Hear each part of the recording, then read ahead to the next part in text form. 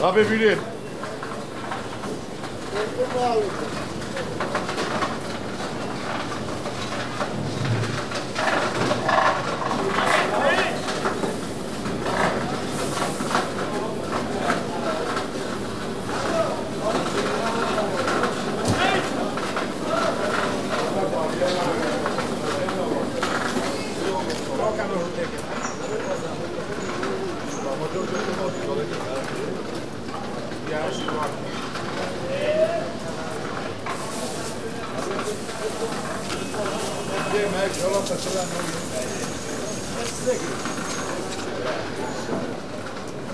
Ada balık farkıyla, ada balık.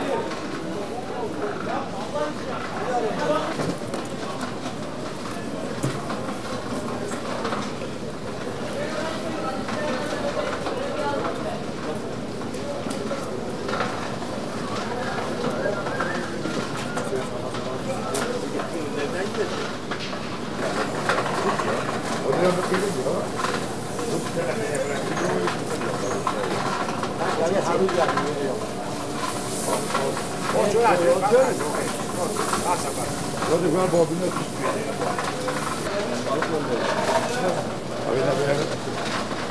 Ama insanlar buradaki.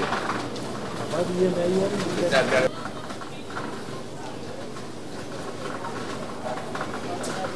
Bunlar nereden geçiyorlar öyle?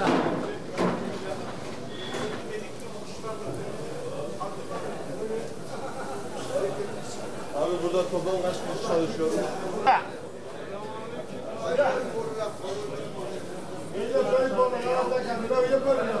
Balık dedim işte böyle olur böyle. Paramız 100 lira. Hayır şimdisini bir şey. O salon da. Ne yapalım ki? Ne şov?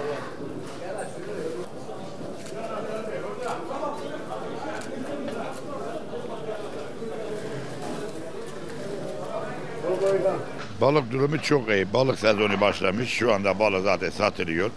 Fiyatlar gayet ucuz, normaldir. Bazılarına pahalı diyorlar, bazılarına ucuz diyorlar. Ulusal balık ucuz. Ulusal. Burada balık ucuz olur. Tezgahlarda palamut olur, çinekop olur, hamsi olur, istavrit olur, alabalık olur, somon olur, küpre levrek olur. Diğer çeşitler olur, karidesi olur, kalamari olur, kalkanı olur. Her balık çeşit bulunuyor. Bu şu anda şu tercih eden balık palamut. Palamut, çinekop, hamsi, istavrit. Palamut 100 liradan başlıyor. 80'de 90-100 lira arası. İstavrit 100 lira, hamsi 120-100 lira. Fiyatlar düşüyor, kalkıyor. Yani günübirlik belli olmuyor yani fiyatlarda. Günübirlik belli olmaz. Fiyatın standartlı bir fiyatı yok balın. Piyasa işte hem durgun hem iyi yani. Bu gıda yani alıyorlar. Gıda yani. Gıda ürünler gidiyor, satılıyor yani.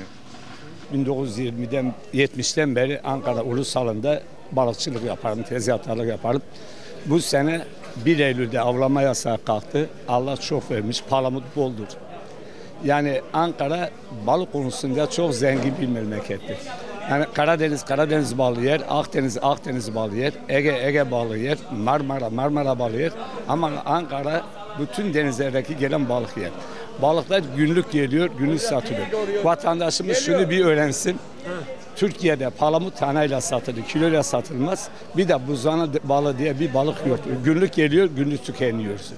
Bu sene 1 Eylül'den bu yana palamut 50 liraydı. Şimdi büyüdü 100 lira, 120 liraya satılıyor. Günlük Ankara'da vatandaş halı tercih ediyor.